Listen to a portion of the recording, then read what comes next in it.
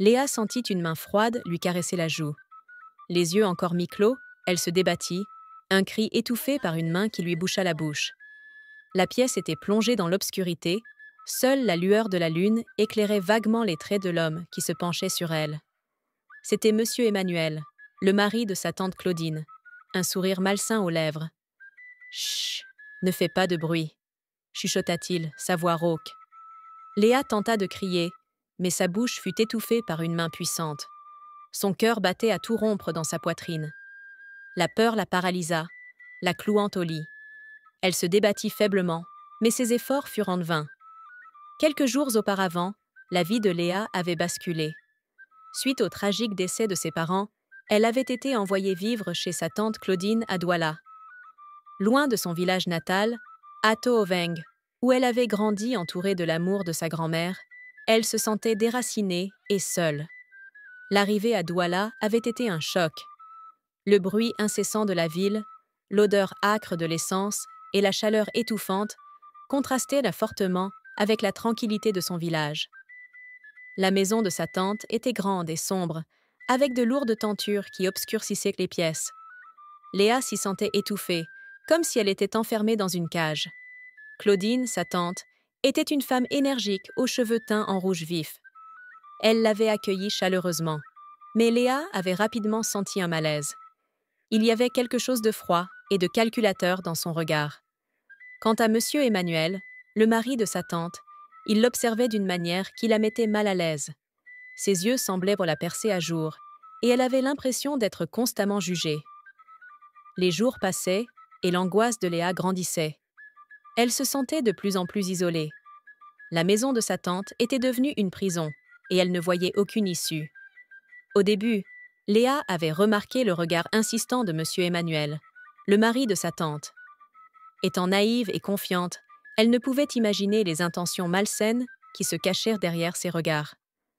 Il la traitait avec une certaine gentillesse et la défendait même lorsque sa femme, la tante de Léa, lui adressait des reproches ou des cris à la maison. « Ne lui parle pas comme ça, elle est encore jeune », disait-il parfois, un ton protecteur dans la voix. Ce comportement mettait Léa à l'aise en sa présence. Elle se sentait en sécurité auprès de lui, ignorant le danger qui se tramait.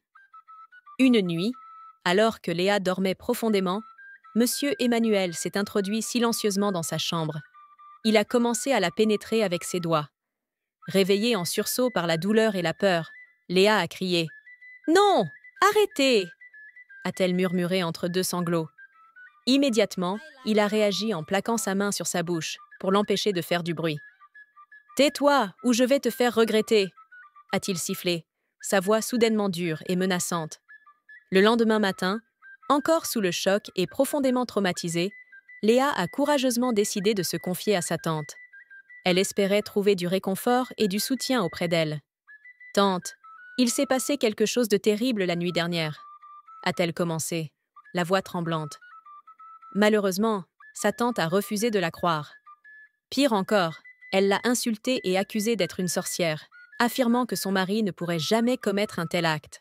« Tu mens, mon mari ne ferait jamais une chose pareille. Tu es une menteuse, une sorcière !» s'est écriée sa tante, furieuse. Face à cette incrédulité et à cette trahison, Léa s'est sentie complètement seule et abandonnée. Après cet épisode douloureux, Léa est restée silencieuse, rongée par la peur et la honte. Puis, un jour, sa tante est partie en voyage pour Limbé, la laissant seule à la maison avec son mari, son agresseur. « Je pars pour quelques jours. Prends soin de la maison », a dit sa tante en embrassant son mari avant de partir. Cette nuit-là, l'horreur s'est répétée, mais cette fois-ci avec une violence encore plus grande. Il l'a violée, lui prenant sa virginité. Léa n'avait jamais connu d'homme auparavant. « S'il te plaît, non !» a-t-elle supplié, les larmes coulant sur son visage. Mais ses supplications sont restées vaines. Il l'a agressée, la marquant à jamais. Cet acte monstrueux a brisé son innocence et a laissé une blessure profonde et indélébile. Elle a été victime d'un acte terrible, commis par une personne en qui elle avait confiance et dans un lieu qui aurait dû être un refuge.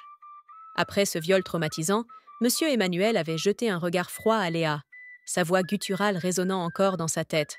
« Si tu dis un mot de ça à ta tante, je ferai en sorte qu'on te chasse de cette maison. Tu n'as nulle part où aller, n'est-ce pas? Alors tu te tais. » Ces paroles, prononcées avec une telle assurance et une telle menace, avaient glacé le sang de Léa. Elle était seule, loin de sa famille, et n'avait effectivement aucun autre endroit où aller. La peur, combinée à sa naïveté, l'avait réduite au silence. Elle n'avait que 15 ans et se sentait piégée. Dès lors, la vie de Léa était devenue un enfer. Elle était devenue, selon ses propres termes, son champ de manioc. À chaque fois que M. Emmanuel en avait envie, il abusait d'elle. Elle était devenue un objet à sa disposition, incapable de se défendre ou de refuser ses avances. Elle vivait dans la terreur constante de ses visites nocturnes, chaque bruit la faisant sursauter. Elle était prisonnière de son secret et de la menace qui pesait sur elle. Dans son innocence, Léa ne comprenait pas les changements qui s'opéraient en elle. Elle ignorait qu'elle était déjà enceinte. Les semaines passèrent et son corps commença à changer. Les nausées matinales, la fatigue constante, les changements d'humeur, autant de signes qu'elle ne comprenait pas. Finalement, son ventre commença à s'arrondir, rendant sa grossesse de plus en plus visible. Un jour, alors que Léa essayait tant bien que mal de dissimuler son ventre sous des vêtements amples, sa tante la remarqua. Son regard se posa sur son ventre arrondi, et une expression de suspicion traversa son visage. « Léa !» dit-elle d'une voix sèche. « Es-tu enceinte ?» Léa, prise au dépourvu, ne put que baisser la tête et murmurer un « oui » à peine audible. La réaction de sa tante fut immédiate et violente. « Qui est le père ?» demanda-t-elle, sa voix chargée de colère. Léa, les larmes aux yeux, répondit avec difficulté. « C'est son mari. » À ces mots, la fureur de sa tante éclata. « Comment oses-tu dire une chose pareille ? Tu veux détruire mon foyer. Mon mari ne ferait jamais une chose pareille. » Elle se jeta sur Léa, la frappant avec une violence inouïe. Les coups pleuvaient, accompagnés d'insultes et d'accusations. « Tu es une menteuse, une mauvaise fille, sors de ma maison !»« Hors de ma vue !» hurla-t-elle, hors d'elle. Ce jour-là, Léa fut chassée de la maison. Seule, enceinte et sans nulle part où aller, elle se retrouva à la rue, confrontée à un avenir incertain et terrifiant. Elle avait été abusée, exploitée, puis rejetée par ceux qui auraient dû la protéger. Son calvaire était loin d'être terminé. Chassée sans ménagement de la maison de sa tante, Léa se retrouva livrée à elle-même, errant dans les rues, le cœur brisé et le ventre déjà bien arrondi. Heureusement, la bonté existe encore. Une voisine, témoin silencieux de la scène déchirante, eut pitié de la jeune fille. Cette femme, dont Léa ne connaissait que le visage et quelques mots échangés, l'accueillit chez elle pour la nuit. Comprenant la gravité de la situation et l'isolement total de Léa, elle fit preuve d'une générosité immense. Non seulement elle offrit un refuge temporaire à l'adolescente enceinte, mais elle lui paya également le transport pour qu'elle puisse retourner à Atooveng, son village natal dans le sud, retrouver sa grand-mère. Ce voyage fut long et pénible pour Léa. Son corps, déjà éprouvé par les mois de grossesse et les traumatismes subis, supportait mal les chaos du bus. Elle n'avait qu'une hâte, arriver enfin à destination et retrouver le seul membre de sa famille qui lui restait. Lorsqu'elle arriva à Atooveng, Léa était enceinte de 7 mois. Elle n'avait pas eu le moindre suivi médical depuis le début de sa grossesse. Ses vêtements étaient usés et trop petits, ne parvenant plus à dissimuler son ventre. Elle se sentait vulnérable et effrayée. Retrouver sa grand-mère fut un soulagement immense, mais aussi une source d'inquiétude. La vieille dame, déjà âgée et vivant modestement, n'avait rien pour accueillir un nouveau-né. Léa craignait de devenir un fardeau pour elle, alors qu'elle-même avait tant besoin d'aide. L'inquiétude de Léa grandit encore lorsqu'une femme du village, une sorte de sage-femme traditionnelle qui pratiquait des touchés et des massages pour les femmes enceintes, examina son ventre. Après un examen attentif, elle fit part de ses préoccupations à Léa. « L'enfant est mal positionné », déclara-t-elle avec un air grave. « Tu risques d'avoir besoin d'une césarienne. » Ces mots résonnèrent comme une sentence dans l'esprit de Léa.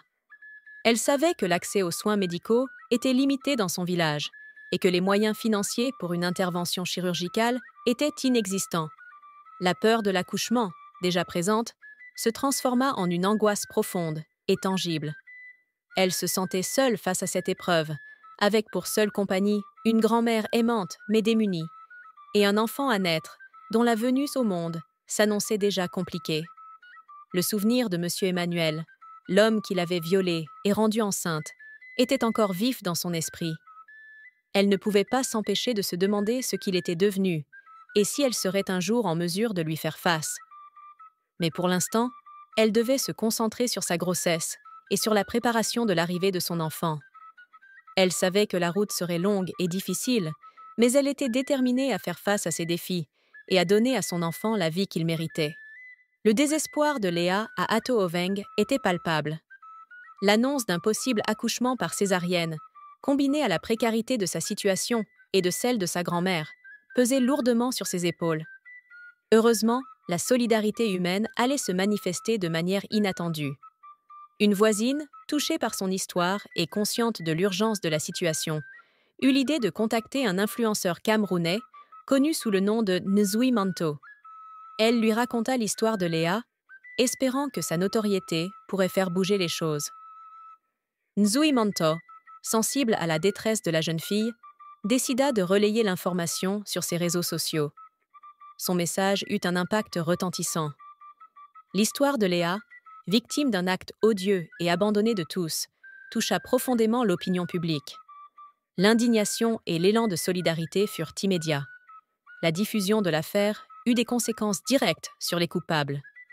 M. Emmanuel et sa femme, pris de panique face à la médiatisation de leur acte, prirent la fuite, abandonnant tout derrière eux.